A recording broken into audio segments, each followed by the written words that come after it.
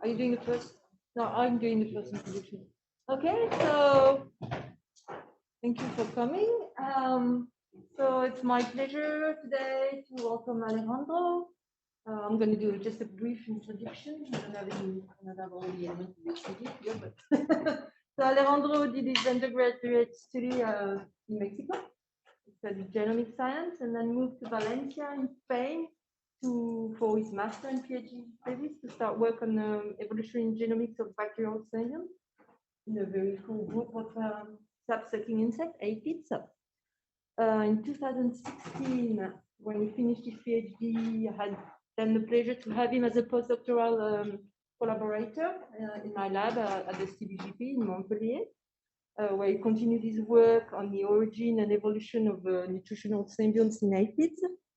And then he moved to Vienna in 2019 with a Marie Curie postdoc, the division of microbial ecology, and he managed to move away from aphids to develop a research project on the endosymbiont of leeches. So today we're going to talk about aphids, aren't you? Yeah. So he's going to present, his work that he's been doing since his PhD, and there's a lot of genomics of bacteria, a lot of phylogenomics, comparative genomics, but also some microscopy and some reflection about evolution of how these symbioses evolve and how they end sometimes. So, in the camera. Okay. Oh yeah. Well, thanks a lot for the invitation. Even though these weird times with masks and sticks. Well, sticks have always been a thing, I think. But so thanks for inviting me. And today, as Emmanuel said, I'm going to talk to you about a little bit. It's a global thing. What we've been learning from this by studying this aphid symbiotic systems and how the symbionts tend to evolve as obligate associates and everything through what I chose to be, let's say, three main examples of what I consider to be somewhat interesting and kind of showcasing of the symbiotic systems here. So first, why insect symbiosis? Because insects, apart from being this nice, as you can see here, being very diverse, very widespread. So apart from being very pretty and having really sometimes weird shapes, they also have something in common, all these insects that I'm showing you, and that's that they feed on a nutrient-restricted diet. So at least the ones, or most of the ones that I'm showing you, they feed on phloem sap, which means they're sometimes going to be confronted with different deficiencies of essential, what we call essential amino acids, the amino acids that the eukaryotic host generally cannot do, or essential B vitamins. Not surprisingly, and what was always very interesting, even say in the early days of studying these systems with microscopy, was that all these different systems showed this, let's say, organ-like parts inside of their bodies, where they seem to harbor constantly bacteria, which they were early on confused with fungi because of their size and their shape. So here I just show you different microscopy images, fluorescent microscopy images, when you're going to be tagging the 16S molecule of the different bacteria, and you can see here in different colors the different bacteria, and also the little bit of the diversity of these organs and shapes that the bacteria have. So this is a constant in this phloem sap feeders with these nutritional deficiencies. And of course, today I'm going to focus on aphids, because aphids are obviously not an exception of this. And I think they probably the most widely studied, some of the ones that are giving us very interesting examples of these nutritional or obligate associations. So what are aphids? Because I don't know if many of you might not be familiar with aphids, although I do not know why you've gone this far without knowing aphids. But aphids are this very large group of insects. There are around, let's say, 4,000 plus, 5,000 plus species. They're organized into 24 subfamilies, which you see here, displayed in these clades with different colors. These clades are somewhat, the size of the clade somewhat corresponds to the diversity of the species found in this clade. So you can directly see that, sure, there are 24 subfamilies, but around close to half or 40% of the diversity is found in this clade right here, which are the Aphidae, where we can find some of the most famous examples of aphids, or a lot of these pest aphids that people tend to talk about.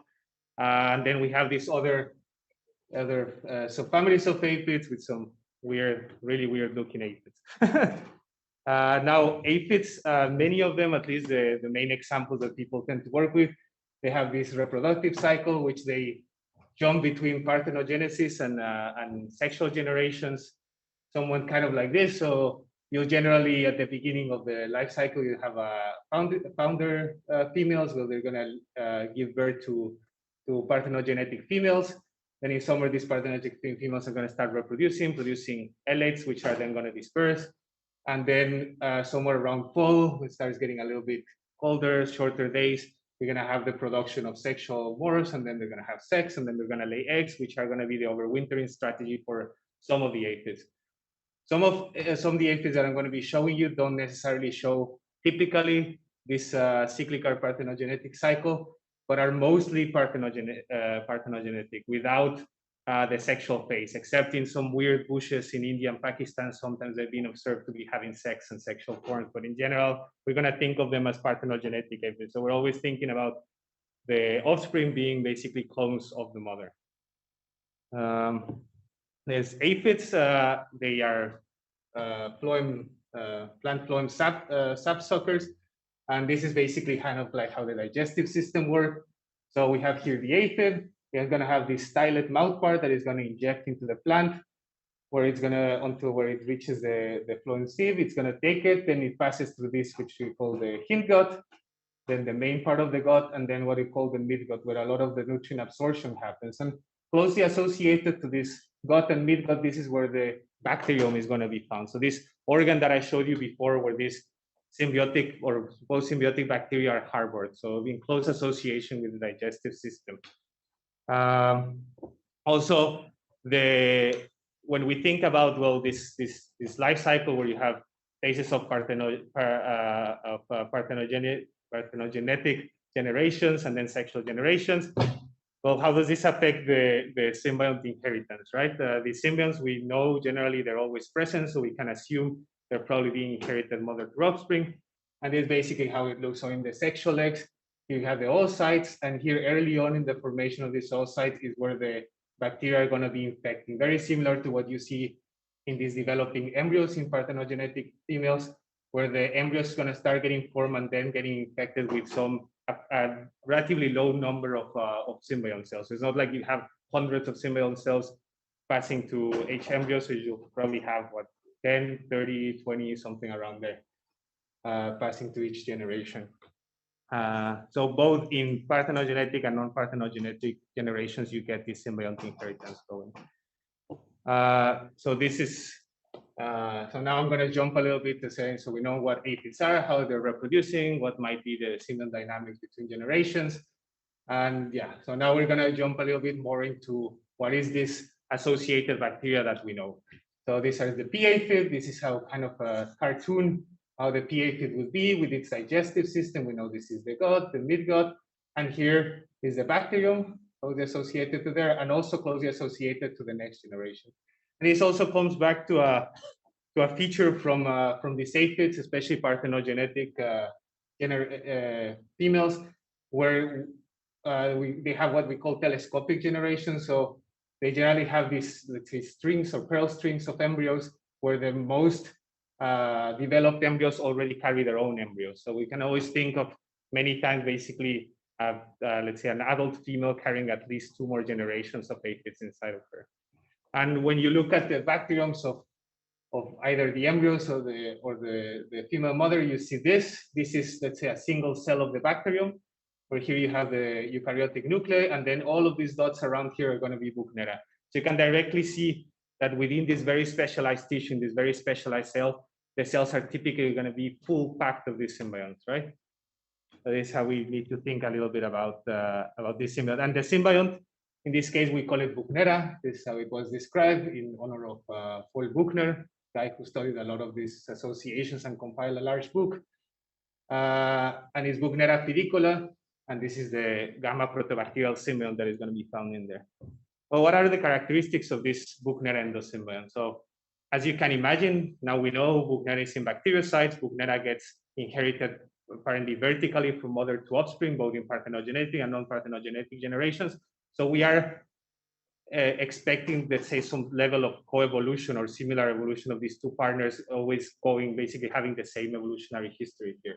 And this we can see with molecules. So if you sequence marker molecules from the host and the Buchnera, you typically get a congruent phylogenetic trees, which is telling you that yes, indeed, that suspicion that they keep going and it's probably very, let's say, very with high fidelity. It goes from mother to offspring. We see this congruent phylogenetic patterns. Then another feature of Buchnera, which is shared with other of these obligate associations that I showed you at the beginning, is that they typically, especially when they're very integrated with their hosts, they're going to show certain genomic characteristics, right? And one of those genomic characteristics is that they evolve a very small genome. So a very small genome. So here, genome size with a very, let's say, high number of CDSs for their genome. So generally, a free-living bacteria is going to have very large genomes with more intergenic regions, whereas an endosymbiont, this long-term endosymbiont, is going to evolve a very compact genome with basically the genes that it can fit. And this is what we see. So here are free-living bacteria in the top right of the plot.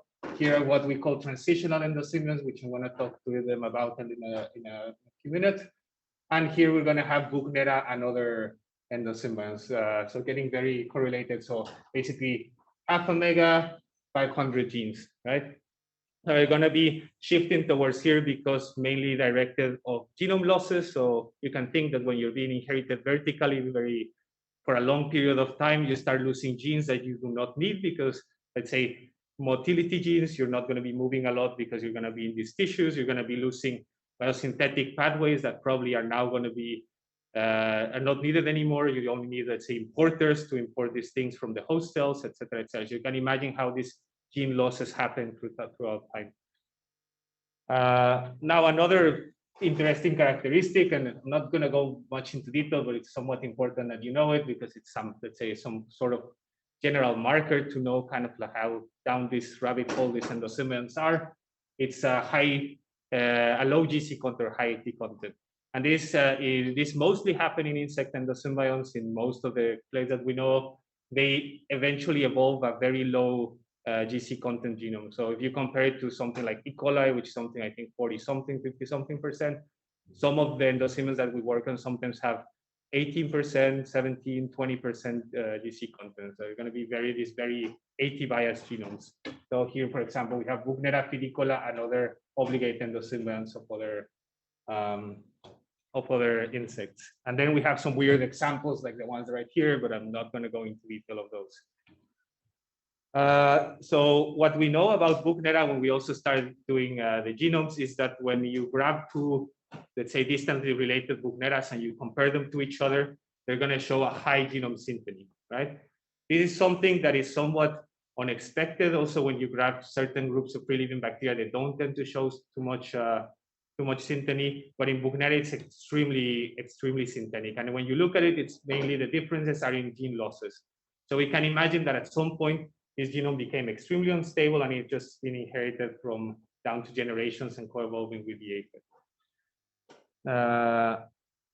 So what we know now, and going back to this plot of the aphid family, is that with the features that we know about Buchnera, everything points towards an original infection somewhere here at the origin of this large family of insects. And then the genome got really small, really fast. Then it got really synthetic. It lost any sort of ability to move around, so mobile genetic elements, stuff like that. And it just stayed very stable, with the main differences being gene losses. And then it's just been co-evolving with its host ever since. Now, what about other bacteria? Because you can imagine these things also have a gut, as you've seen in the first slides when I was talking about the hind gut and the gut. Also see probably a little image with other bacteria and what happens with other bacteria. Well, obviously Buchnera is not the only bacteria that is present.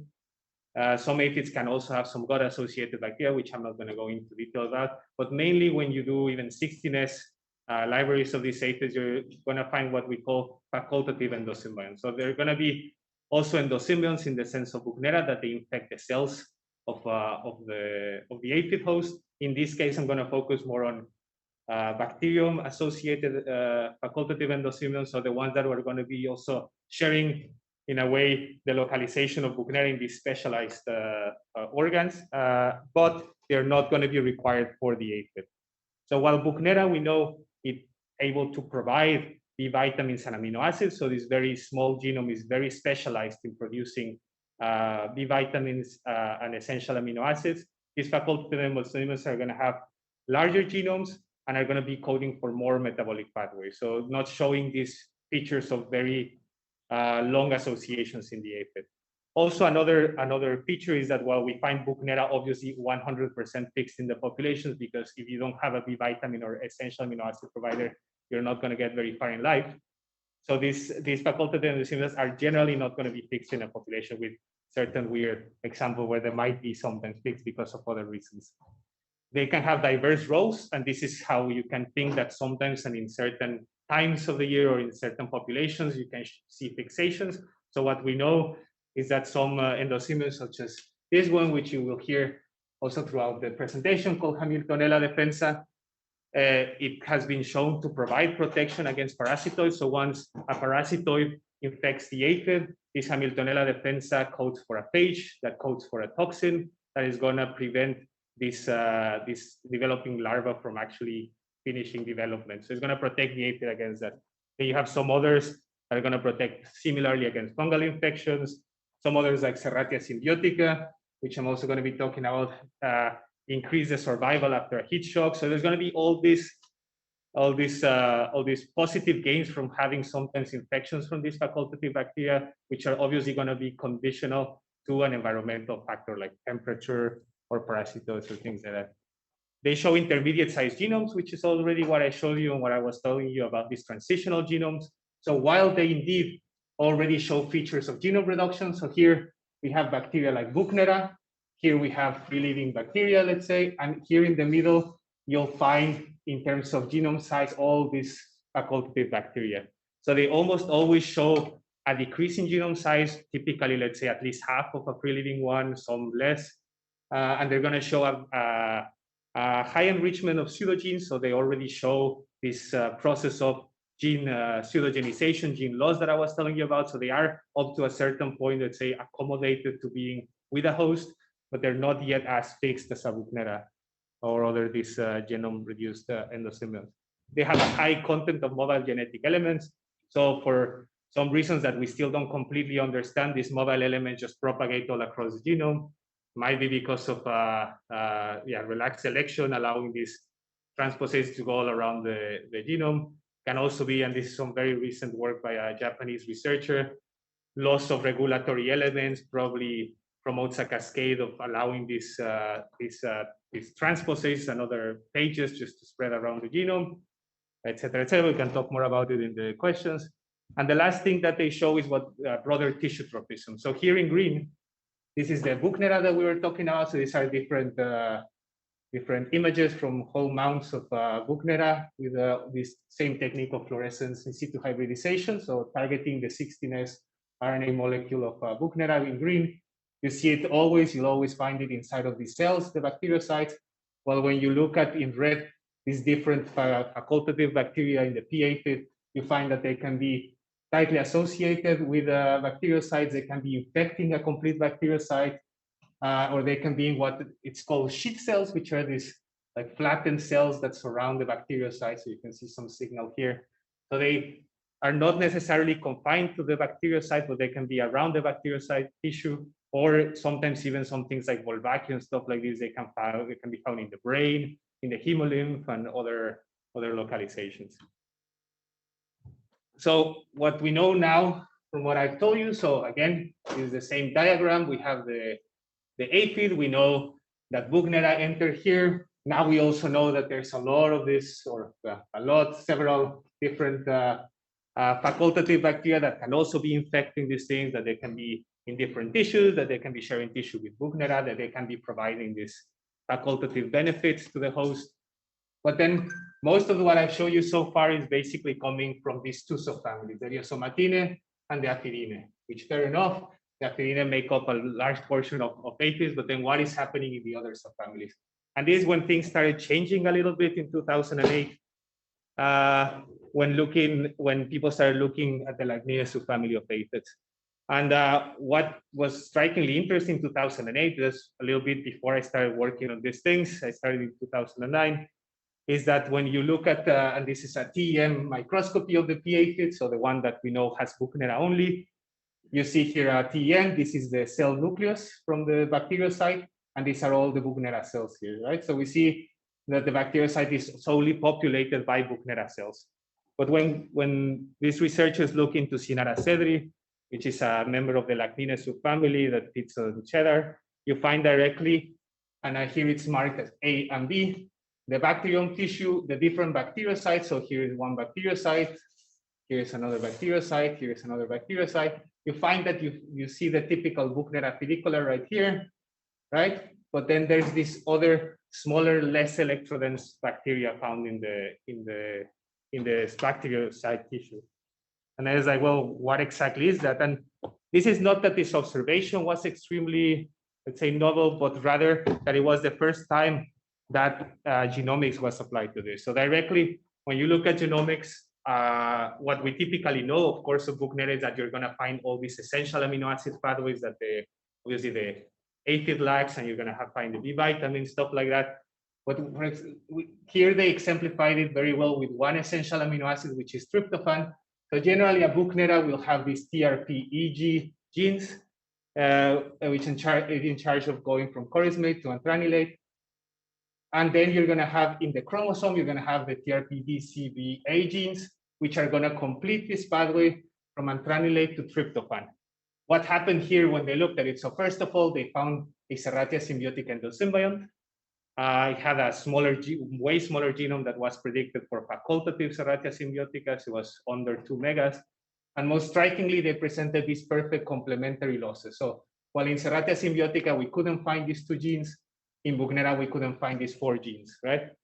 And we knew that the aphid must depend on this, right? Unless for some strange reason, the aphid is producing part of the tryptophan pathway, which now we know it's not the case because we have the genome. So it was proposed that this was probably, let's say, the lock that tied this possible co-obligate association together.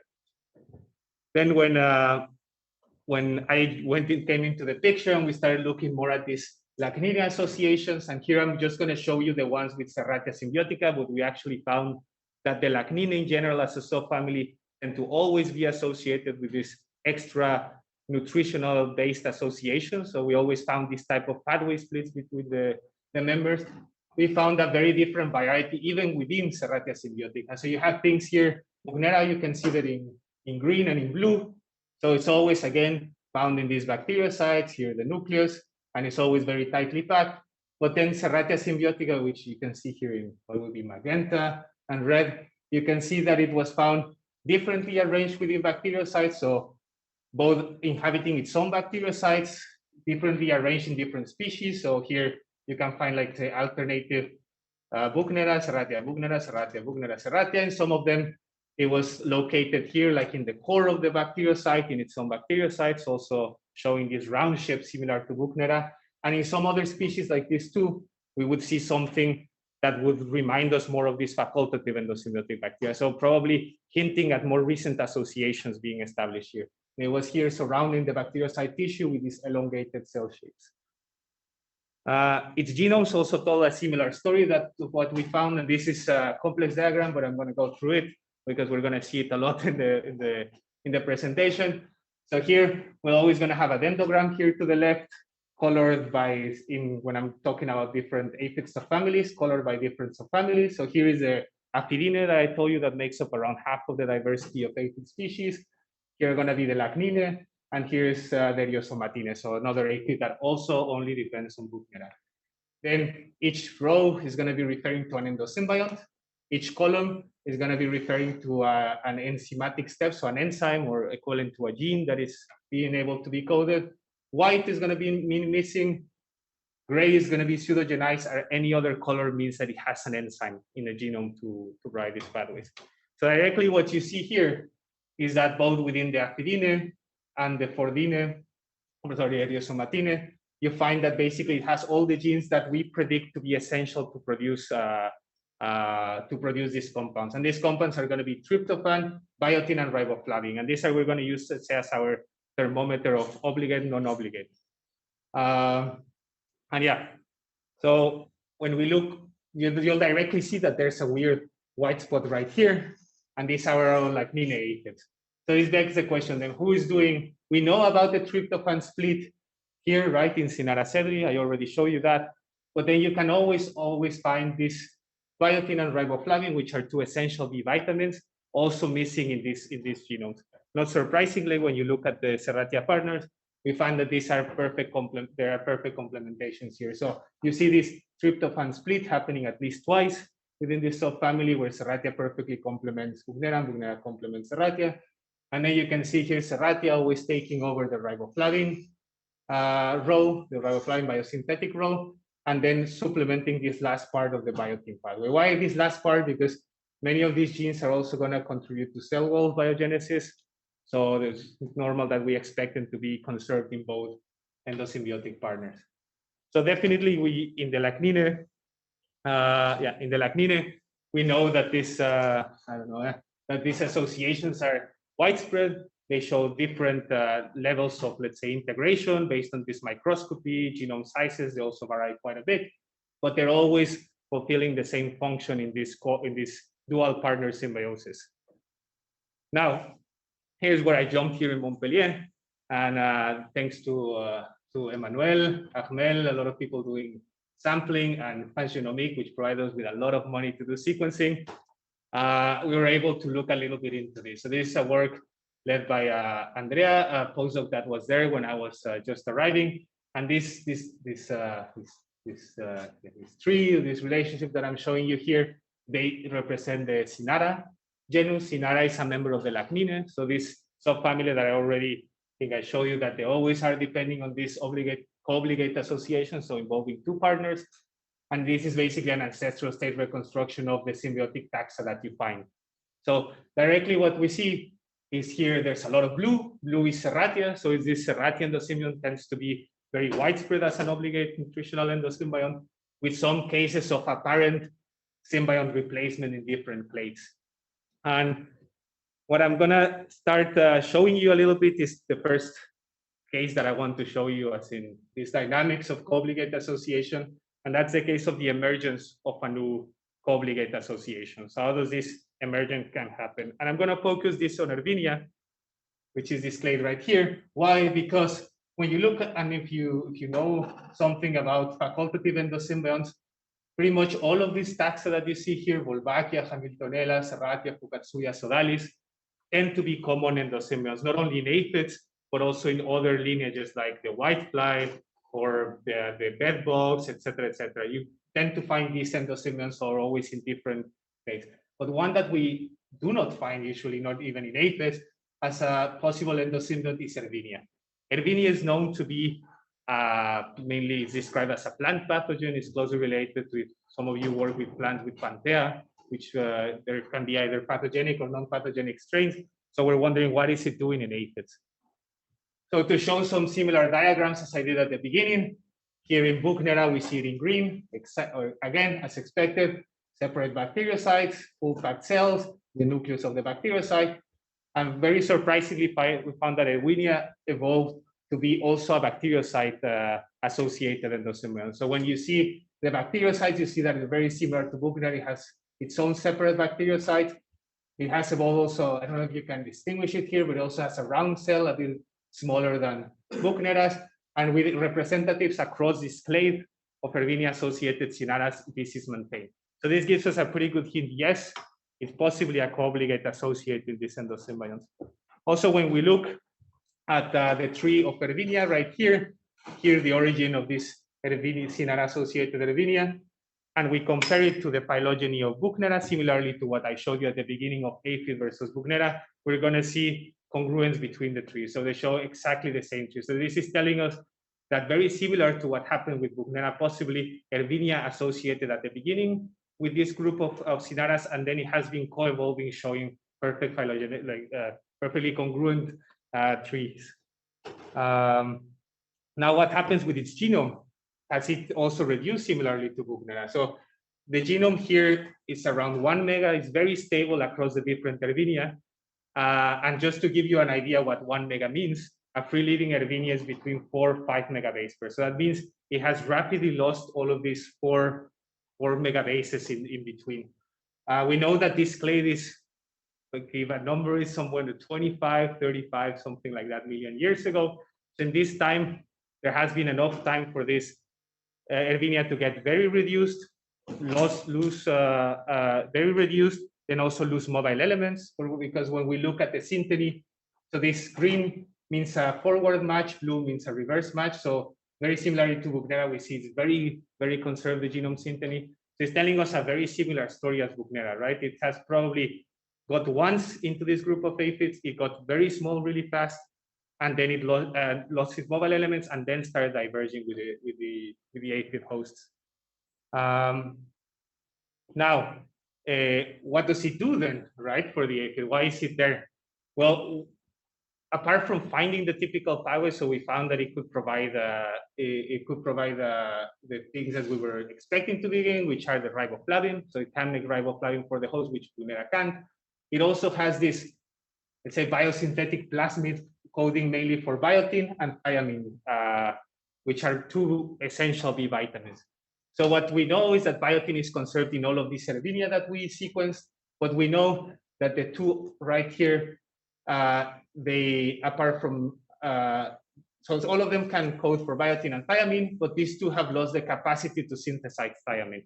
And this tells us, well, why thiamine and why is it loose? So when we look at other symbiotic systems, thiamine is not a constant, right? So only certain symbiotic systems can provide this thiamine, which is possibly reflecting some sort of difference in the diet that the aphids have in either the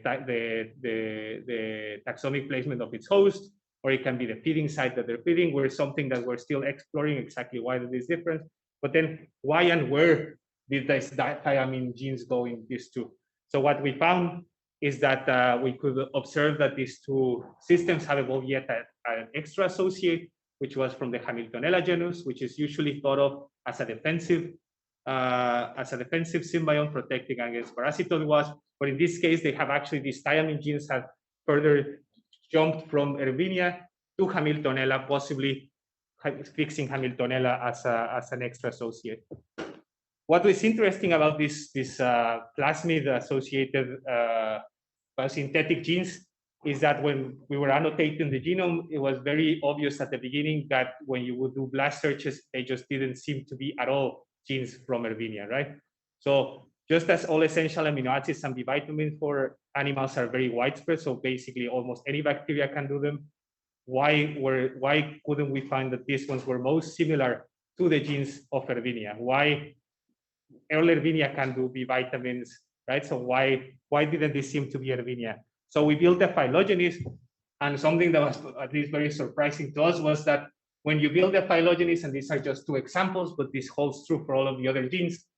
Here are the, let's say, the free-living Erwinia genes right here, and this is a clade made of Sodalis endosymbions, and we found our Erwinia genes clearly and very strong, with very strong support clustering within these clades of Sodalis symbions. And the same thing for the thiamine genes, including these genes that I told you that jump into the Hamiltonella symbiont. And actually, when you see the subtrees of these genes, they perfectly mirror the trees that we see for Erwinia.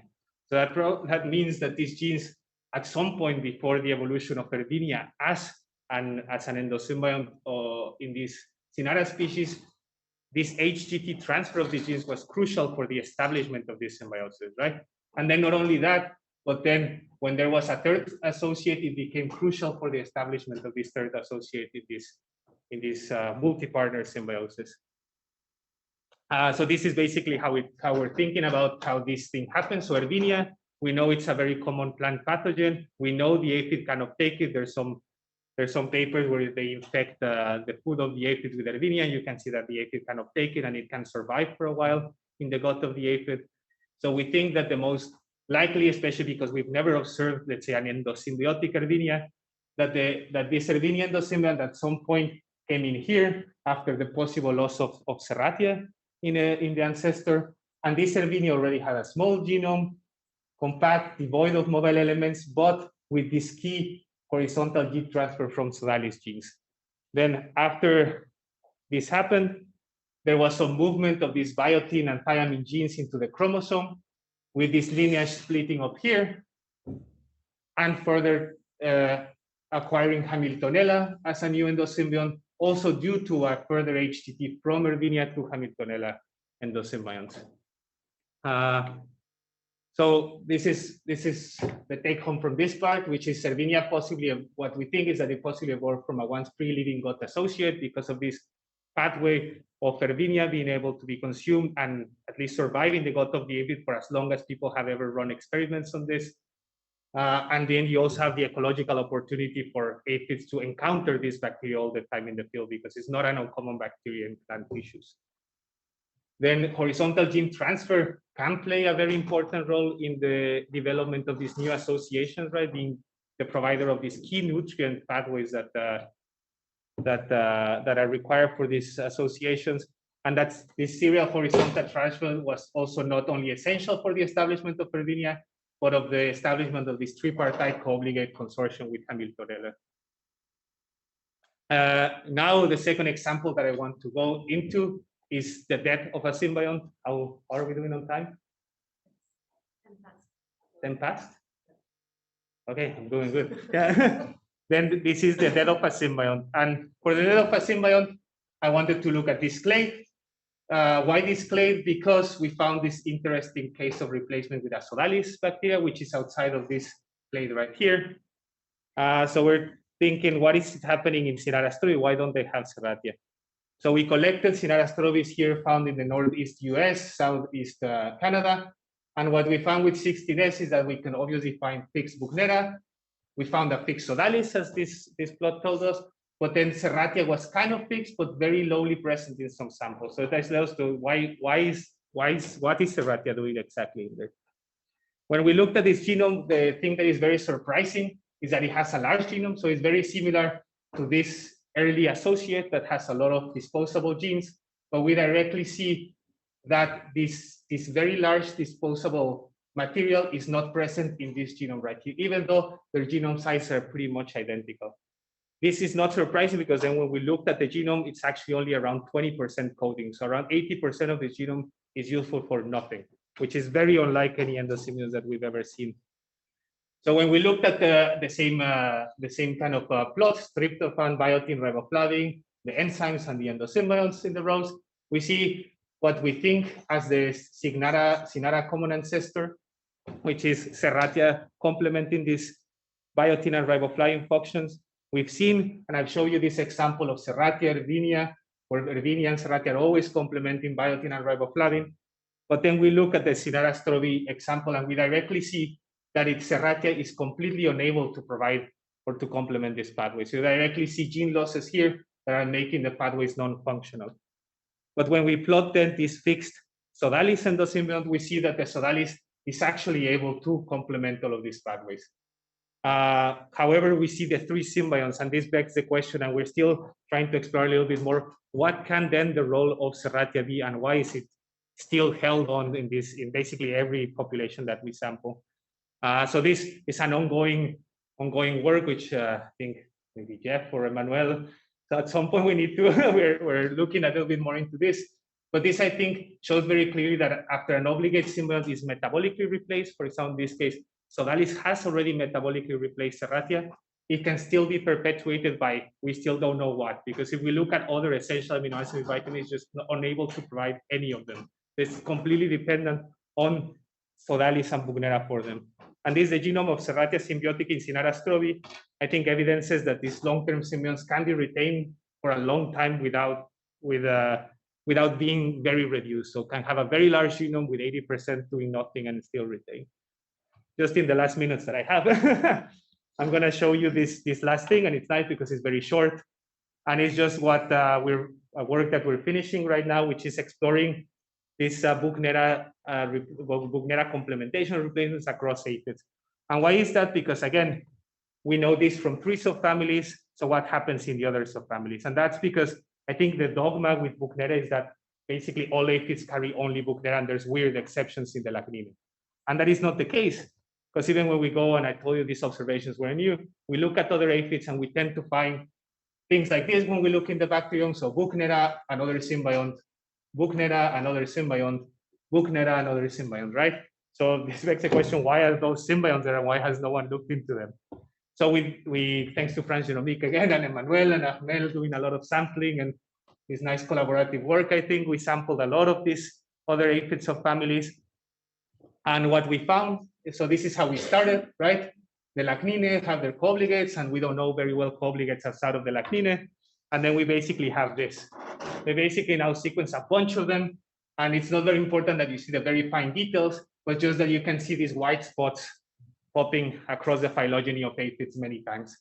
And if we highlight them a little bit, we can see that these are not limited to one single event of triggering of these co-obligate associations, but they have happened likely once, twice, 3 times, 4 times, 5 times, 6, maybe 7 or 8 times, right? So this is probably, I think, this loss of Buchnera losing these very specific things, given that it has such a reduced genome. I would call it a very fragile genome, where it's really basically anything that is losing might affect these metabolic pathways. Then it becomes very easy that at some point it loses this thing, and it's either we don't see it because the aphid lineage goes extinct, or we are seeing this repeated evolution of these associations. And not surprisingly, when we look at the co-obligate, we see kind of the same thing, mostly evolving, except for Erwinia, from already known facultative endosymbiotic lineages, and evolving many times and always showing exactly the same complementations, with some weird exception here, which I'm not going to go into detail, but you can ask me about it. So the take-home message from this, I think that secondary co-obligate endosymbions have evolved from at least 4 bacterial taxa, all of them known facultative endosymbions, giving us this very natural, let's say, way from being a facultative endosymbion, having this ecological opportunity to constantly be associated with the aphid host until at some point, Buchnera possibly just loses something and you get fixed if you can do what it's missing. So that if this holds true, then that means that the co-obligate associations are present from 20 to 25% of the aphid species have them, which is something that goes against this dogma of like basically very weird exceptions. And this last one, which are these findings, I think what I already told you suggests this fragile monosymbiotic association where very, very few and key losses of genes can trigger this association with extra lucky symbionts that happen to be there and able to do this.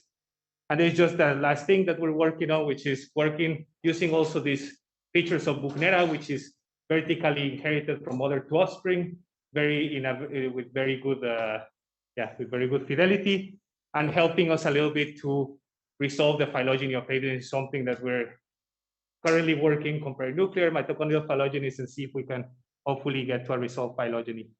Just last but not least, the acknowledgements of all this work. Obviously, Team Wonder CBGP, Emmanuel, Ahmel, Andrea, which did a lot of this early Sinara stuff, and Laure, and then obviously the great people at Buchner Genomique, which kept making our sequencing dreams come true every time we found something interesting and want to further explore some of these clades. Thanks. 2 minutes late.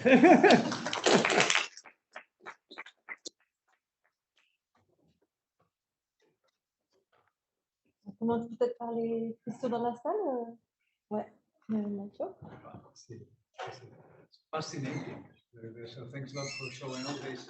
I have one question, and I mean I would like to hear, so to have your opinion, because it seems that this reductive process of for having a genome as dense as this from Buchnera, so it can occur, but it can also occur that you have a lot of pseudogenerization without an evident or an obvious pressure to reduce also the genome. So then the first things I would like to have your opinion is that this seems to occur very fast because it's very homogeneous then in the teams, right? So it seems to occur very fast, and then so shouldn't them be witnessing this more often at the smaller scale so when we sequence genomes, shouldn't then we be witnessing more gene losses and much more gene pseudogenerization that we observe? And then second, what do you think they may be then the evolutionary pressure that differential that drives compacting in one genome like Buchner, while drives pseudogenization without compacting in the other gene in the inner wing, as you were showing. Oh, that's a complex question, but I think so. When you think about genome reduction, I think for a long time we thought about reduction being an essential need. Let's say once there's a lot of pseudogenization, then when we started looking at all of these facultative, I think that became not that clear anymore. What are really the selective pressure? What I would say that holds true to date is that maybe genome reduction is more, I would say, might be more of an energetically desirable thing, right? Because you need way less nucleotides and all of that to produce it. You have a smaller genome. You can make more copies faster. But something, and this is a talk that we had a couple of days ago.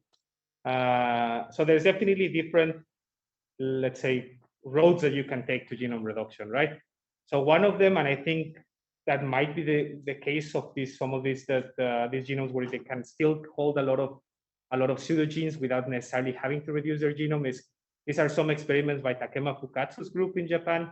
It is something that is still yet unpublished, or well, already I think it's in preparation or under review. And this is that they are doing basically an evolutionary experiment with Escherichia coli, and what they found is that possibly just knocking down some key master regulators of transcription, in this case I think it was CVPA or CRPA or something like this, just by knocking that one down, you can already, let's say, make the symbiont better in the association, which that would mean that just, if that's the route you're taking to genome reduction, so if you happen to lose those, there might not be such much pressure in reducing and losing regulation rather than just losing a gene that directly regulates a lot of pathways, right?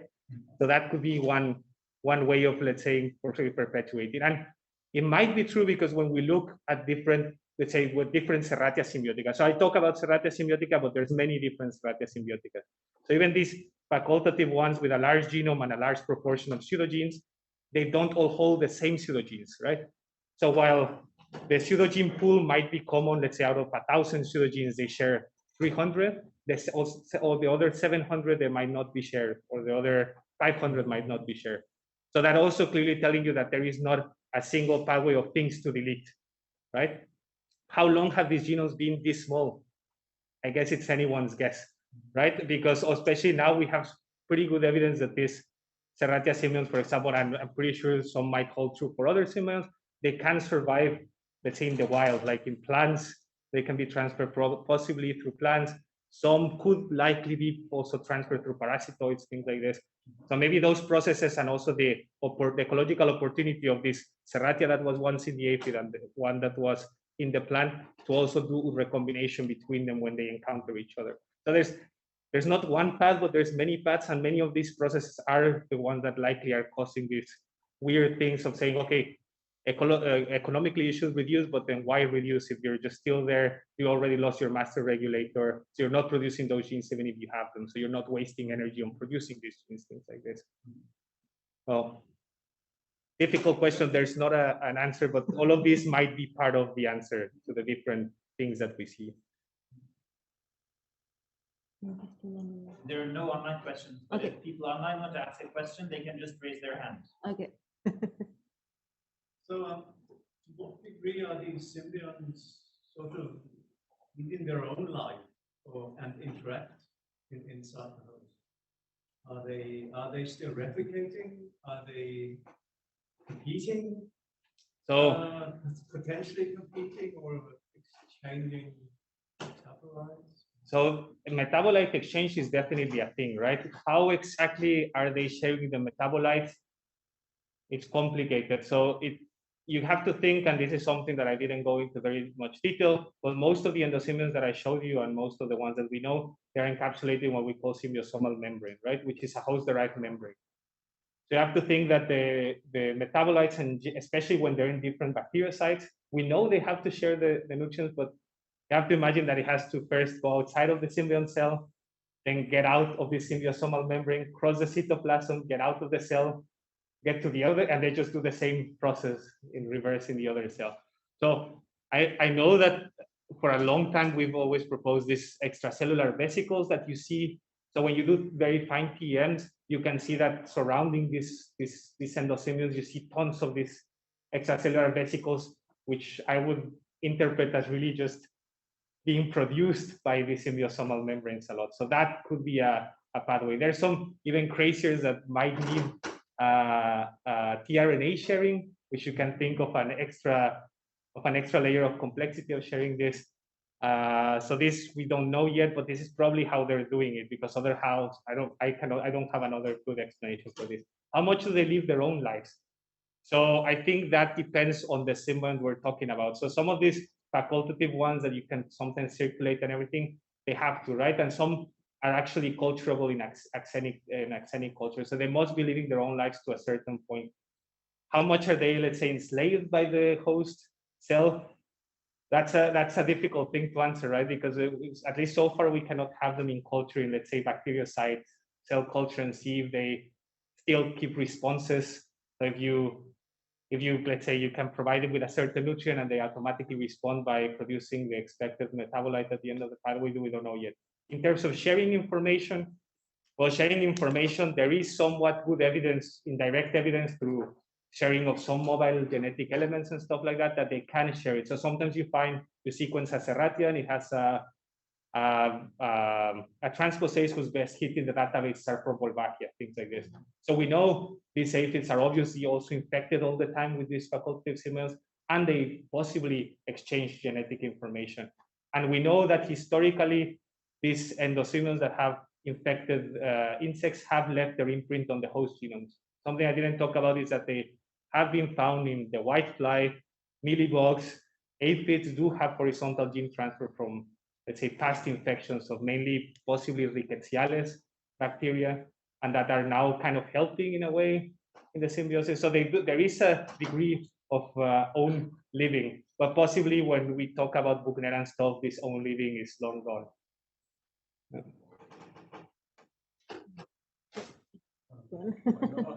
you.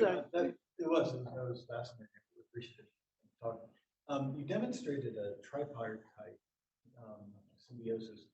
Do you anticipate that there could be more complex symbiosis interactions in some of the other aphid groups, or do you know of in any other insect groups where they've demonstrated this beyond tripartite with maybe 6, 7? Yeah, so it's kind of a yes or no. So definitely, let's say 3 members, it has been described. It is possible in other aphids. There's some microscopic observations which hint that there might be a third one, which we haven't explored yet. And then in terms of 3 members, it has also been found, I guess, I always confuse these 3, beetlebugs, hoppers, Pulgoromorpha.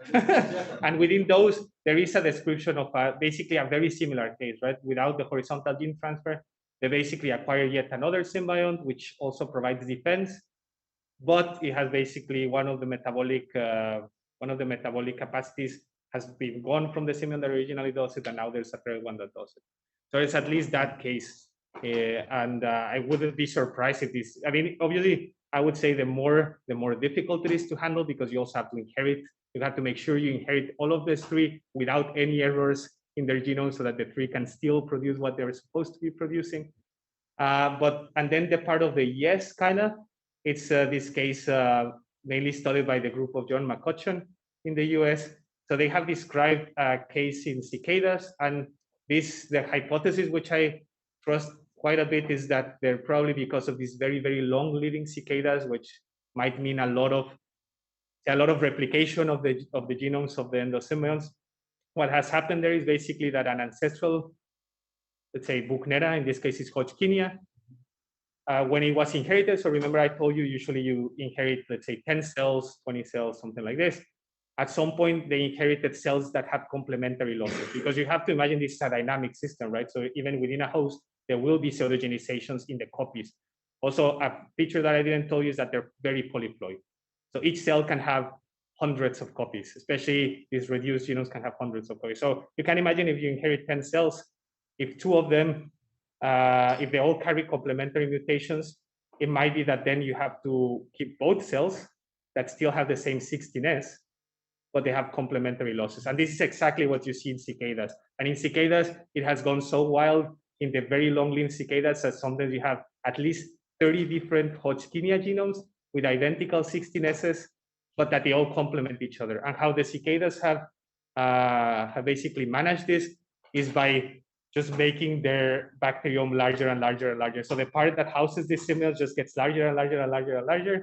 And there is some sort of mechanism that ensures that, let's say, a very similar number of each one of these symbionts or these symbiont lineages gets inherited to the next generation. And in cicadas, it possibly has become very fragile because we see tons of repeated losses of this bacterial symbiont for a yeast-like symbiont. So an Ophiocordyceps associated yeast that now does the role that Hodgkinia once did, because you can imagine it's extremely fragile, right? Especially when you have 30 members, 20 members, 10 members. So that's possibly why we don't see it that often. But yeah. Thank you. Yeah. More questions? Maybe just to continue, I was wondering on this tripartite, at least, whether people are trying to also quantify, one, because it seems that at least for the picture, that you can have facultative more or less abundant. Maybe it's just a bias of the picture too. Yeah. But I was wondering, about this regulation. Yeah, so this is something that we don't know yet, kind of, but it's something that is being worked at either by Emmanuel and Jeff. They're doing a lot of qPCR to try to see the symbiont dynamics and how does it compare if you have Buchner erwinia, Buchner serratia, these different systems, and how is this happening throughout life. Also, because I think it's quite interesting, because something that I also didn't mention, but so B vitamins, at least in aphids, and I think it's the whitefly where they also showed it, they're mostly important in the early stages of development of the aphid. So they don't seem to be very important when you remove them in older aphids.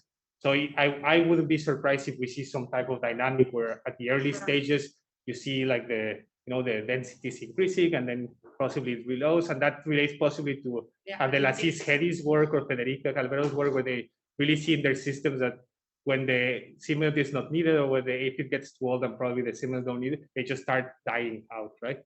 And are there some of these facultative symbionts just suppress sometimes the sexual reproduction to just force the host to pathogenesis?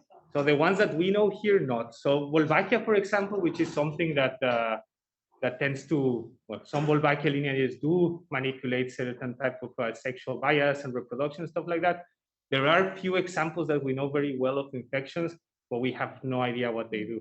So Cynara cedri is one of these that is basically kind of a global infection with Wolbachia. Almost every Cynara cedri that you grab has Wolbachia, but we have no idea what Wolbachia does this. They belong to a very, very distantly related clade from the ones that cause cytoplasmatic incompatibility or male killing or any of these things. Sex in aphids is not a big activity. But that's why I was, just suppressing could be very easy somehow. Except in comparison to other insects. Except in bushes in Pakistan and India. A lot of aphids have sex there, apparently.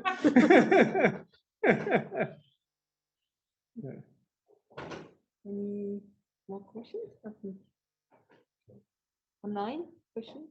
There's nobody online. There's nothing. Then I would then may have another question, because that is extremely interesting what you've said of the coexistence of several subpopulations of the same bacterial species within each individual aphid or population. And then I'm thinking, so what I was thinking is that we perform plenty of long-term experimental evolution experiments with bacteria, right?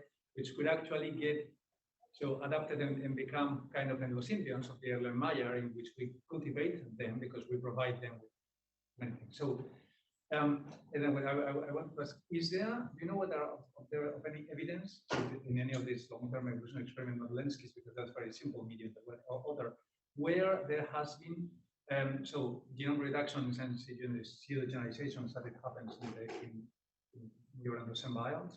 And then second is, so this means then that we should be sequencing many individual bacteria in our long-term experiments, the same way that we should be sequencing many individual bacteria from any of your endosymbions bacterial communities within each host, right? Yeah. Because then we may miss, it may seem that we have differences in coverage around the genome, and they may be informing us of the presence of different presence absence of genes that we actually will miss completely because we will think that the genome is complete. Is this correct? Have I understood it correctly? So I'm not aware of any experiments. So I know of experiments in E. coli where they knock out genes and they establish, and some things have come up, like the tryptophan complementation is one that works very well, but not of genomes where you would provide them something and then suddenly they stop doing it. Probably because that takes a long time. So also the group of Takema Fukatsu is working on basically this. So they work with a system with also very fragile symbiosis, but the symbiont goes from mother to offspring extracellularly on the surface of an egg. So if you sterilize the egg, you can cure it and you can make them uptake anything. So what they've done is infect with E. coli, and they're basically working on this. So basically what they would require, what they did, for example, is knocking down the MUT-S gene to kind of accelerate evolution. But they haven't seen any of this yet. It's also slow. There's not too many generations. Yeah, I mean, there's some evidence by work by Julie Perrault in Nancy Moran's group, where they basically try to kind of suppress the amount of Buchnera in one aphid line where the Buchnera has a frame shift mutation that when you increase the temperature, the frame shift doesn't get corrected. Frame shifting is very common, so you find a lot of frame shifted genes in poly-A regions in endosymbiont. But if you increase the temperature, this stops happening. So what they do is they use this to kind of replace the Buchnera. And if I remember correctly, from maybe you have it a bit fresher, there tends to be just one of the lines that gets more abundant. And I don't remember they see a lot of, let's say, coexistence. So, and also when we sequence the endosymbionts at least, and this is because I guess it's a very different dynamic than in a plate, right? Also with non-recombining things, stuff like that, you don't see in the sequencing data a lot of variation. So when you sequence, you do see variation in, let's say, tandem repeats, small tandem repeats, or yeah, maybe in one you see typical SNPs, but even the SNPs are very low for what you would expect in a dynamic like this, right? With very big bottlenecks. Every generation you see something probably very different, but things don't change that fast. And that maybe the genomes, once they accumulate something, they're so bad that they collapse the cells. I don't know, but you don't see a lot of coexistence, at least in Buchnera systems, of different genomes when you sequence. It's not like you sequence an individual or two individuals and then suddenly you see two very different. I don't think that happens that much, especially in this reduced endosymbiont. In the other ones, it's a different story. They can be much more dynamic, even rearrangement-wise. You can have very different rearrangement within a single population.